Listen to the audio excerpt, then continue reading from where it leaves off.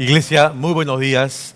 Nuevamente reunidos un fin de semana y esta vez también compartiendo nuestra serie Peregrinos, la Iglesia en Sociedad.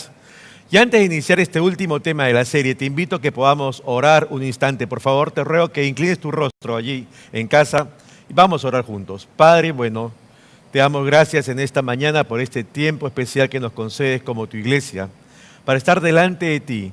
Y anhelamos, Señor, sintonizar nuestros corazones a ti, Padre. Háblanos por tu palabra. Queremos escuchar tu voz, no la del hombre. Y que sea tu palabra, Señor, que nos instruya, nos corrija, nos anime, nos exhorte para poder vivir la vida de fe en este tiempo. A ti te damos todo el honor y toda la gloria en el nombre de Jesús de Nazaret, nuestro Señor. Amén. Hace 2 semanas recordamos cómo Jesús era instigado por sus contemporáneos buscando de él tomar alguna palabra con el cual fundamentar alguna acusación en su contra. Pues bien, esta situación fue una práctica regular, pero no solamente durante la vida ministerial de Jesús, sino también se va a llevar más adelante también con su iglesia en contra de la fe. Por eso, en esta mañana vamos a tratar el tema la oposición pública a la cual es llevada la iglesia. Y vamos a verlo desde 3 perspectivas. La primera es la oposición anunciada, una oposición a la cual se va a llevar adelante contra la iglesia, pero que fue ya anunciada por nuestro Señor anteladamente.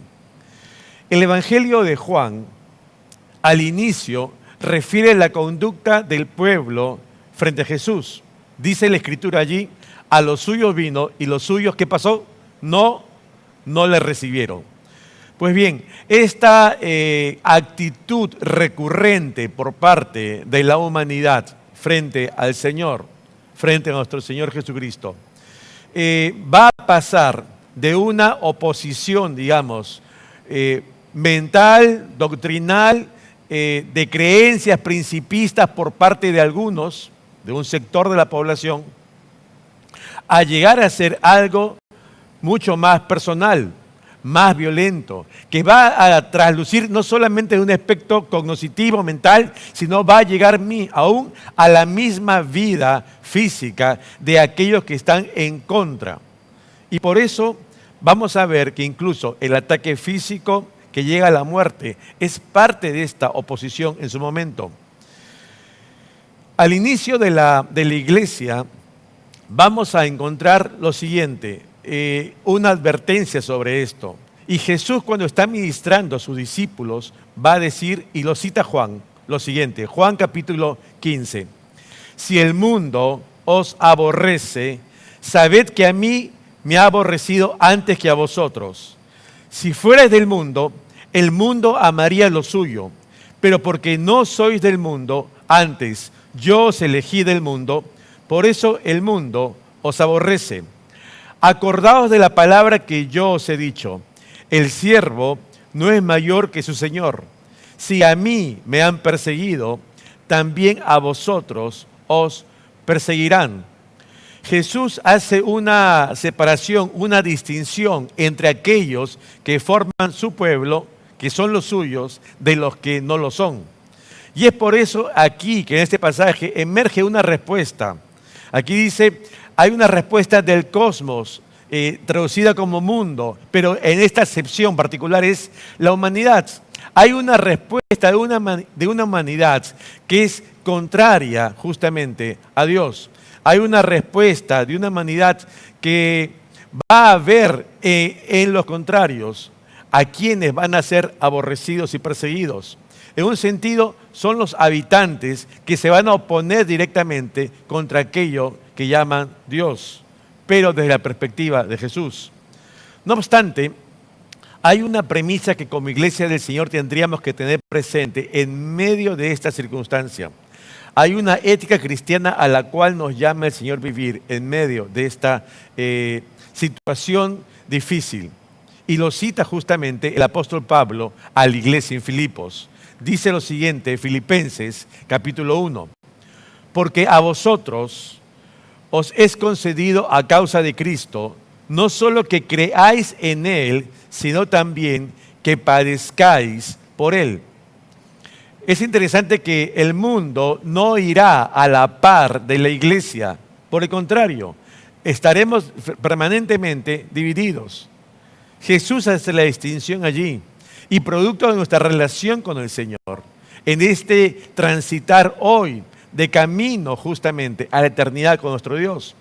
Hay algo que tenemos que recordar o conocer hoy porque va a ser parte de la vida práctica de fe de la iglesia cristiana, de la iglesia de Jesucristo, que es el padecer. El padecer. Aquí la palabra en el original es pasjo. ¿Qué significa? Significa experimentar una sensación dolorosa. Una sensación dolorosa. Es un sufrimiento tal, algo que viene de fuera. No es accidental, no es algo que pasó de manera inopinada, sino que es algo intencional de parte de un tercero contra uno, de forma tal que emerge una experiencia de sufrimiento muy grande. ¿Tú te imaginas? Esta palabra entonces, padezcáis, tiene una connotación muy fuerte. Habla de un sufrimiento altamente gravoso para uno. ¿Pero a quién se refiere? A la iglesia, a los discípulos, a los creyentes. Ahora, podemos decir, Iglesia de Miraflores, que nosotros hoy, en este tiempo, en el hemisferio occidental, estamos padeciendo por causa del nombre de Jesús. Yo creo que no. Tal vez en otros lares sí, pero aquí en el Perú todavía. Pero no quiere decir que no vaya a acontecer mucho más rápido de lo que pensamos. Por eso no es de extrañarnos que cuando esto acontezca, realmente recordemos aquello que nos enseñó el Señor Jesucristo sobre este tema. En su oración sacerdotal, nuestro Señor dijo lo siguiente, y lo cita nuevamente el discípulo amado, Juan. Él dice en Juan 17, yo les he dado tu palabra y el mundo los aborreció, porque no son del mundo, como tampoco yo soy del mundo. No ruego que los quites del mundo, sino que los guardes del mal. El aborrecimiento, el padecimiento serán ciertos, tarde o temprano. Y es aquí que el Hijo del Hombre, el Señor, cuando se dirige al Padre, no le dice que nos exima de esta situación, no, sino más bien que nos guarde del mal. Hay un tema aquí justamente que tenemos que tener claro, hermanos. Claro hoy, pensando en que esta situación puede acontecer en cualquier momento. Y por eso, cuando Jesús está hablando a los discípulos que tiene delante de él, en ese contexto de hablando de las señales antes del fin, va a decir lo siguiente en Mateo capítulo 24. Él dice, entonces os entregarán a tribulación y os matarán y seréis aborrecidos de todas las gentes por causa de mi nombre. Muchos tropezarán entonces y se entregarán unos a otros y unos a otros se aborrecerán. Y por haberse multiplicado la maldad, el amor de muchos se enfriará. En conclusión, en las Escrituras, ¿qué nos revelan? El corazón y la voluntad de Dios. ¿Y qué nos dice allí? Nos dice que la iglesia va a padecer ¿qué? Persecución, tribulación, padecimiento y muerte por causa del nombre de nuestro Señor Jesucristo. Y a ello podemos sumarle, dice aquí, la traición de unos y el enfriamiento espiritual de otros. Todo esto va a acontecerle a la iglesia del Señor.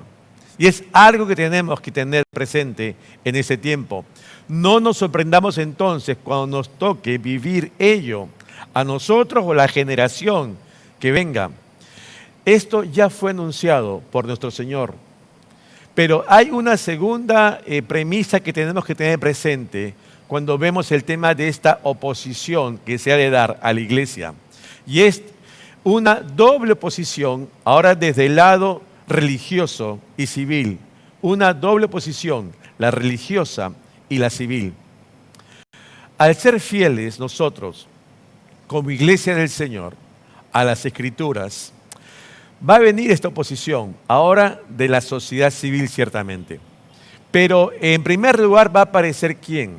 Va a aparecer el clero oficial, como aconteció en aquel primer siglo, cuando emergía la iglesia del Señor.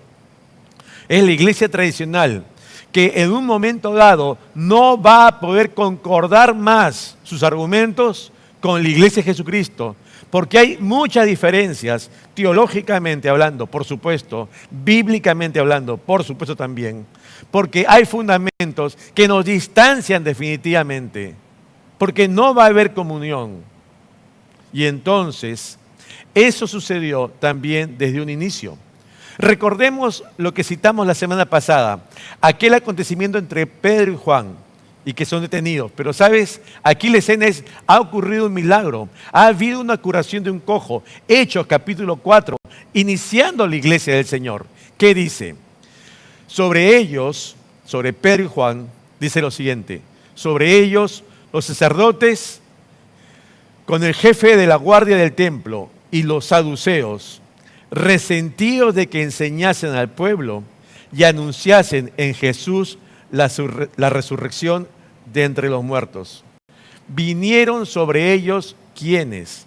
La primera reacción que emerge en esta iglesia de Jesucristo naciente viene de parte de ¿quién? De los religiosos. Fíjate, están los sacerdotes, el jefe de la guardia ¿de dónde? Del templo. ¿Y están quién? Los saduceos. Ahora, ellos se están oponiendo ¿a qué? A esa enseñanza de la iglesia del Señor. Es un tema doctrinal. Están enseñando sobre Jesús y ellos no aceptan a Jesús como el Mesías prometido de la resurrección de los muertos y que en Él, a través de Jesús, hay vida y vida eterna. Son cosas inaceptables, son temas de doctrina, de teología que no va a aceptar, diríamos hoy, ¿no? Esa comunidad religiosa de antaño. Porque las diferencias teológicas y doctrinales nos van a separar tarde o temprano. Y es por eso que cuando hablamos de la iglesia tradicional, que antes nos llamaban, ¿te acuerdas? Los hermanos separados. Vamos a dejar un día de ser separados para ser vistos como rivales. Esa es la realidad, porque va a haber una oposición directa, confrontacional un día, como fue antaño en el siglo I, esa oposición de ese clero tradicional religioso de la época de Jesucristo, en contra de Jesucristo y su iglesia. Hoy escuchamos diversos pronunciamientos del clero tradicional. Escucha al Papa Francisco. Esas declaraciones, por ejemplo, sobre el matrimonio igualitario. O sea, hay un sinnúmero de posiciones doctrinales con las cuales no están ceñidas las Escrituras. No hay un amparo escritural. No podemos tener comunión con ello. Ahora, si estas diferencias agrandan una separación con la iglesia tradicional, entonces, ¿qué de nuestra realidad como peruanos? ¿Quién es la máxima autoridad en la iglesia tradicional en el Perú? ¿Sabes? ¿El cardenal? No. Es la Conferencia Episcopal Peruana.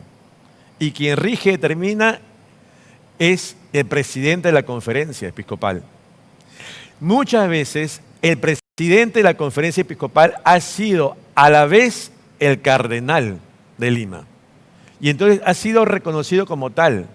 Pero cuando hay decisiones de trascendencia, es la Conferencia Episcopal Peruana la que toma las riendas y la que decide el rumbo de la iglesia aquí en el país. ¿Sabes? Hace años esta Conferencia Episcopal está promoviendo un comité interconfesional en nuestro país. Uno diría, qué bueno. Hay una búsqueda de encuentros en común entre todas las confesiones religiosas, entre todas las profesiones de fe en el país. Pero eso es inviable teológicamente. Yo te pregunto, hermano, ¿qué nos une con los Bahá'í? ¿Qué nos une con los budistas? O sea, ¿qué concierto hay allí No hay. No hay, en absoluto. Y sobre todo, vamos a ver algo. Cuando se trata más bien de algunos derechos que sí más bien le atañen a la iglesia tradicional, allí entonces se olvidan del interés colectivo de las demás religiones, de las demás profesiones de fe. Un ejemplo concreto en nuestro país, ¿qué cosa es? La vigencia del concordato. Es una realidad. Si es algo que nos interesa, no importa el resto entonces. Muchas veces lo que se hace es justamente hacer discursos para las tribunas, pero en la práctica hay solamente un interés, el propio. Por eso es que cuando hablamos de una religión tradicional oficial que se daba también en el tiempo de Jesús, vamos a ver que cuando emerge Jesucristo y están sus discípulos y su iglesia, va a llegar un tiempo de confrontación. Y esto también se ve reflejado allí. Hechos capítulo 5 dice lo siguiente: entonces, levantándose el sumo sacerdote y todos los que estaban con él, esto es, la secta de los saduceos, se llenaron de celos y echaron mano a los apóstoles y los pusieron, ¿dónde? En la cárcel pública. ¿Quiénes? Los religiosos. Llega un momento, hermanos, en que el ardor, dice aquí, la envidia, los celos religiosos aflorarán.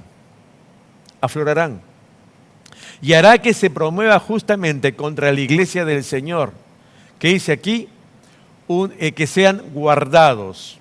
Esa es la palabra que utiliza aquí. Aquí se utiliza teresis, que es los pusieron. Uno dice, los ponen en una habitación para un cuidado. Pero no es un sanatorio. No. Es una cárcel. O sea, no es un lugar donde va a ser atendido para bien. Es un lugar más bien donde lo toman para que no pueda salir. Está preso. Por eso ese dicho hoy, ¿verdad? En nuestro tiempo. Oye, ¿sabías que a fulano de tal lo han guardado? ¿A qué hace referencia? A que está en la cárcel. Y ese es efectivamente el término utilizado aquí. El sumo sacerdote, con los que estaban con él, tomaron a los apóstoles y los llevaron ¿a dónde? A la cárcel pública. Porque va a haber un momento en que va a hacerse patente y notoria esa actitud. Recordemos por un momento al fariseo Saulo de Tarso. Capítulo 8 de Hechos de los Apóstoles, que dice, y Saulo consentía en su muerte. En aquel día hubo una gran persecución contra la iglesia que estaba en Jerusalén, y todos fueron esparcidos por las tierras de Judea y de Samaria, salvo los apóstoles. Vamos a ver aquí al primer mártir de la iglesia, ¿verdad? Que se reconoce en las Escrituras. Pues bien, él fue muerto por causa de apedreamiento. ¿Por parte de quiénes? De los judíos religiosos. Los religiosos. Hay perseguidores y hay perseguidos. Hay los religiosos ortodoxos y ahora está la secta de los nazarenos, como se le llamaba a la iglesia de Jesucristo. Absolutamente confrontacional el asunto. Es interesante que a pesar de esto, con esta persecución, ¿qué sucede? Se cumplen los propósitos del Señor. ¿Te das cuenta? Salieron de Jerusalén y conforme Hechos 1:8, el Evangelio fue predicado en Judea, Samaria y hasta lo último de la tierra. Pero no solamente se vio la extensión del Evangelio, la practicidad de la Gran Comisión, sino además también se vio que esta metodología también acarreó para la iglesia, ¿qué cosa? Padecimiento, persecución. No todo es paz y amor. Esa es parte inherente justamente a la práctica y a la vivencia de la fe. Pero no solamente habrá oposición de parte de los religiosos tradicionales, sino también habrá oposición de las autoridades civiles. Hechos capítulo 12 dice lo siguiente: En aquel mismo tiempo, el rey Herodes echó mano a algunos de la iglesia para maltratarles y mató a espada a Jacobo, hermano de Juan, y viendo que esto había agradado a los judíos, procedió a prender también a Pedro. En aquel tiempo, el rey Herodes. Es en el mismo tiempo en que el apóstol Pedro está explicándole a la iglesia de Jerusalén que definitivamente el evangelio es para todos los hombres, sin excepción, sin distinguir el lugar de origen. Acababa de pasar hace no poco esa experiencia en casa de Cornelio. Y en este escenario, llevemos el evangelio más allá de nuestras fronteras, hasta lo último de la tierra. Surge este capítulo 12 con Herodes, tomando a los apóstoles y metiéndolos ¿a dónde? A la cárcel. Es interesante esto. Ahora están unas autoridades políticas adoptando decisiones, hoy diríamos decisiones populistas. ¿Por qué? Herodes echa mano de estos miembros de la iglesia con un fin, dice aquí. La palabra utilizada en el original es kakó, que significa lastimar, hacer maldad a alguien. Este es el objetivo. No es solo detenerlo, es hacerle daño. ¿Qué palabras utilizadas aquí por Lucas cuando cita esto? Es mucho más que una diferencia conceptual, hermano. Es una oposición abierta, con trascendencia en la vida del ser humano y en la vida de la iglesia. Yo no creo que Herodes lo haya hecho por convicción, pero Herodes vio algo producto de esta situación, que este hecho agradó ¿a quién?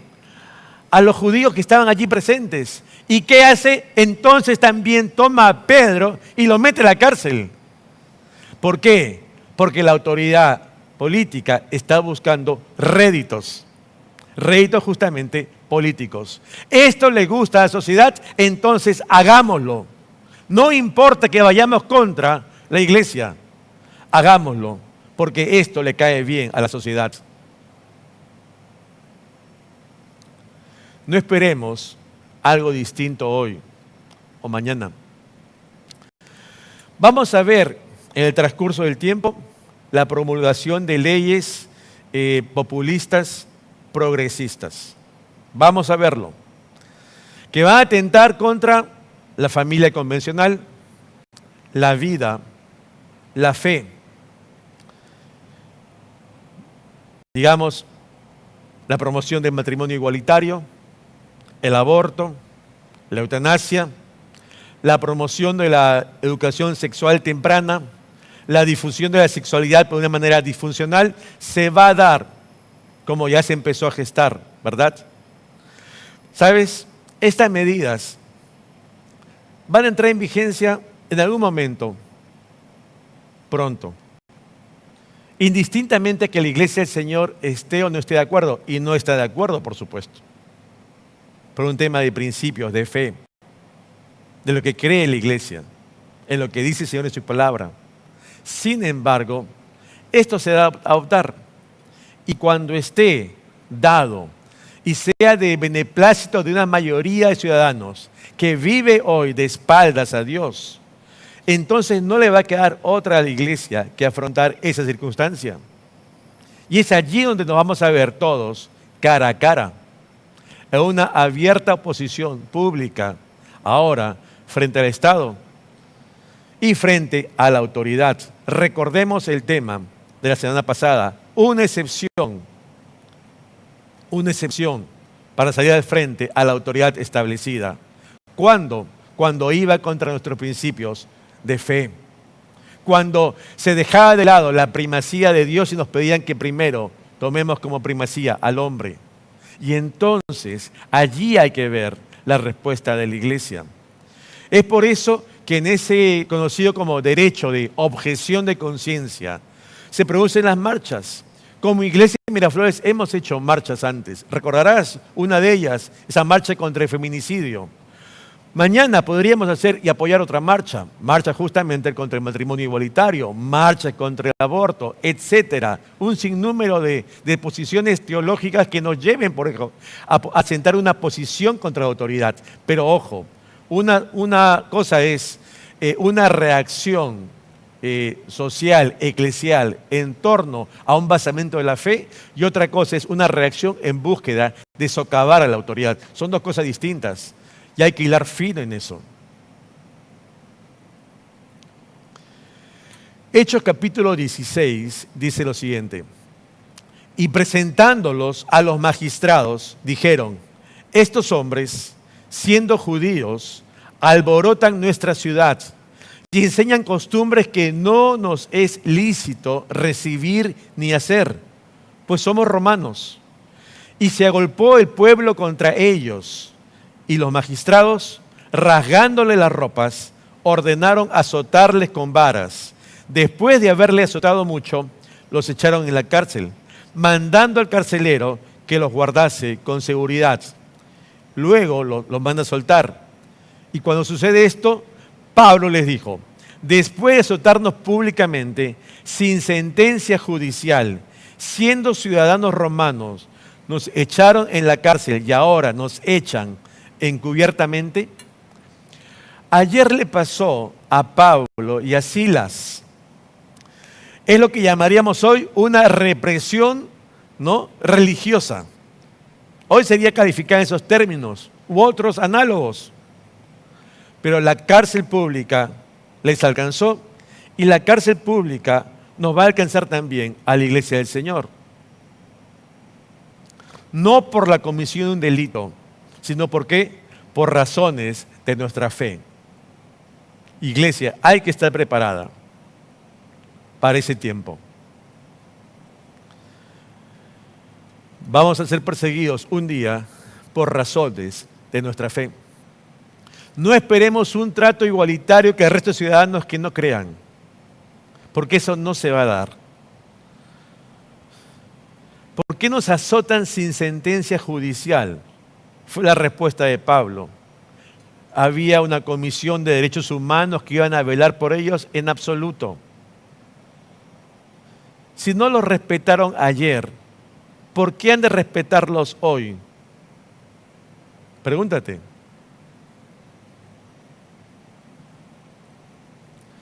Porque cuando el tema se trata de la fe y la fe cristiana, las cosas son diferentes.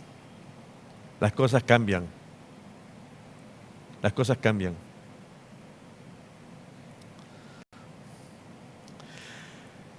Por eso, frente a esta situación de oposición que la iglesia del Señor va a afrontar, afrontó antes, afrontan hoy en otros lugares, pero afrontará la iglesia de Occidente en su momento, tenemos que tener como iglesia una respuesta. Y por eso es el tercer punto de este tema. Nuestra respuesta a la oposición. Nuestra respuesta a la oposición. Nuestra respuesta como iglesia. Mateo capítulo 10, versos 18 al 20, dice lo siguiente. Y aún ante gobernadores y reyes seréis llevados por causa de mí. ¿Para qué? Fíjate a propósito. Para testimonio a ellos y a los gentiles. Mas cuando os entreguen, no os preocupéis por cómo o qué hablaréis, porque en aquella hora os será dado lo que habéis de hablar. Porque no sois vosotros los que habláis, sino el Espíritu de vuestro Padre que habla en vosotros. Nuestra mente y corazón, tras esa desazón, producto tal vez de una detención arbitraria por causa de nuestra fe. Entonces tal vez, digamos, una reacción, llama al abogado, un habeas corpus, una acción legal. Pero hermano, no nos desenfoquemos del propósito de lo alto primeramente. No desenfoquemos. ¿Cuál es? La proclama del Evangelio. A eso fue llamada la iglesia. Tú y yo fuimos llamados para llevar testimonio. ¿Qué es lo que dice aquí este pasaje? O sea, en medio de circunstancia nos dice, Ojo, para esto han sido traídos ante las autoridades, porque ellos no creen. Dele testimonio. Ahí lo que están utilizando es la palabra marturión. Dele alguna cosa probatoria en la cual sustentamos nuestra fe. Creemos por esto y estamos dispuestos a pasar estos padecimientos, esta persecución y aún la misma muerte por estas razones. Esos serán los momentos en que podremos nosotros justamente presentar el Evangelio a aquellos que tal vez de ninguna otra manera habrían oído.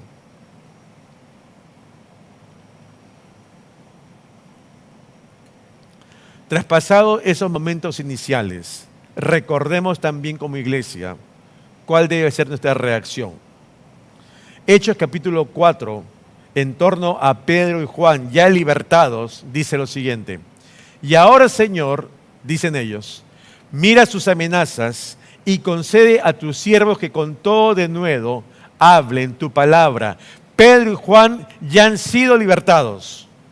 Y ahora se han congregado nuevamente con la iglesia que está orando por ellos. Y cuando están por ellos dan explicación de todo lo acontecido. ¿Y qué hacen finalmente? Se ponen a orar. Y no dicen, Señor, ahora líbranos de que no nos vuelva a pasar. No, que dice, Señor, danos la pasión para que podamos seguir proclamando con denuedo tu palabra. Esa es la respuesta de la iglesia. Y eso tenemos que tener presente tú y yo cuando nos toque vivir esto, hermanos. Porque a esto fuimos también llamados, para anunciar las virtudes de aquel que nos llamó de las tinieblas, ¿a dónde? A su luz admirable. No lo olvidemos. No nos desenfoquemos de lo principal, del llamado principal que como creyentes tenemos tú y yo. De ese llamado de la iglesia, del Señor a su iglesia, a nosotros. No nos quedemos viendo nuestras dolencias, nuestras detenciones, las arbitrariedades que pudiesen cometer contra nosotros o contra la iglesia.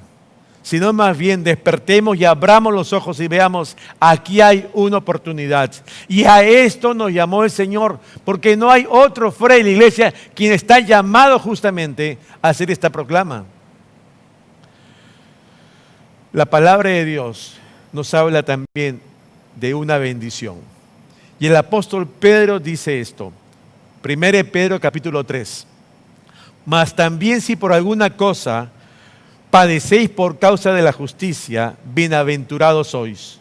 Por tanto, no os amedrentéis por temor de ellos, ni os conturbéis, sino santificad a Dios el Señor en vuestros corazones y estad siempre preparados para presentar defensa con mansedumbre y reverencia ante todo el que os demande razón de la esperanza que hay en vosotros. No nos alarmemos, hermanos, ni sintamos temor de la circunstancia, porque es parte de lo que el Señor anunció para su iglesia. Claro, a nadie le gusta el dolor, a nadie le gusta la persecución. Sin embargo, es parte de ser miembro de la iglesia de Jesucristo, de ese privilegio, de esa gracia. Más bien dice, seamos mansos. Tomemos control de nuestras reacciones en el poder del Espíritu Santo para poder en sumisión a Dios, ¿qué cosa? No mostrar miedo ni debilidad, sino más bien compartir el Evangelio.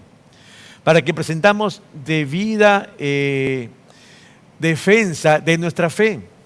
Y para presentar debida defensa de nuestra fe, ¿qué tenemos que hacer? Conocer la palabra, leerla y estudiarla.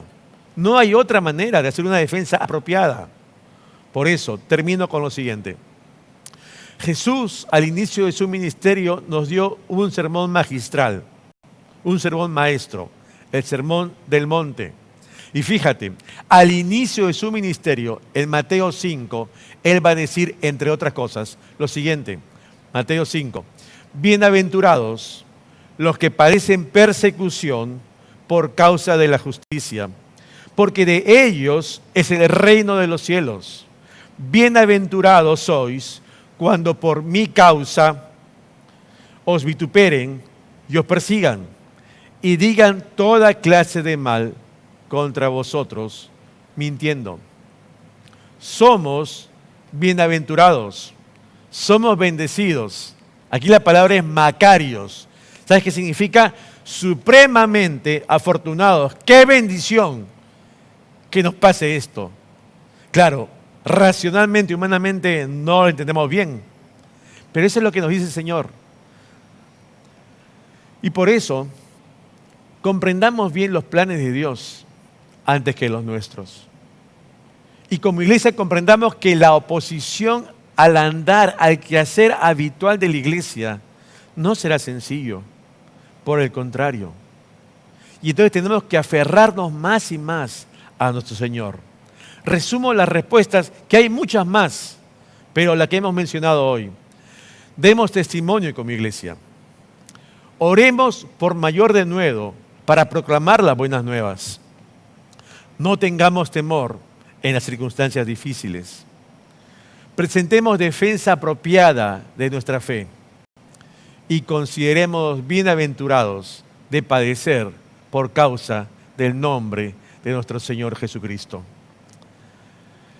Sigamos adelante, iglesia. La iglesia continúa. La iglesia sigue viva. El Señor viene pronto y esta esperanza no mengua, sino por el contrario, nos anima a poder seguir adelante, indistintamente que haya un COVID hoy o lo que fuere, o una persecución mañana. Animémonos, iglesia. Que no decaiga nada en nosotros, en nuestra esperanza, en nuestra fe, en nuestro ánimo, en nuestro valor, sino por el contrario, quien nos amó con amor eterno está con nosotros. Recuerda, y si Dios es con nosotros, ¿quién contra nosotros? No estamos solos. La iglesia del Señor, el más interesado es Él. Resumo esta serie de 3 temas con esta frase. Somos peregrinos y pregoneros. Somos peregrinos y pregoneros de las buenas nuevas de Dios. Peregrinos y pregoneros de las buenas nuevas de Dios. El Señor te bendiga. Vamos a orar para terminar. Padre bueno, te damos gracias en esta mañana porque nos recuerda, Señor, que el ser parte de tu iglesia, Señor, miembro de tu iglesia, nos da conciencia, Señor, que también hemos de padecer sufrimiento, persecución, hostilidad y aún muerte por causa de tu nombre. El ser creyente, Señor, no es una situación solamente de creer, sino también de poder padecer, como dice tu palabra. Prepáranos como iglesia para cuando lleguen estos tiempos difíciles. Hoy no lo son. Al menos no lo son en la magnitud que han de venir un día. Pero danos de nuevo, Señor, para acercarnos más a ti.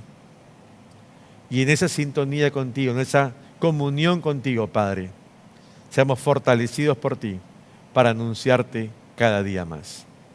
Ayúdanos, Señor, en el nombre de Jesucristo. Amén. Dios le bendiga, iglesia.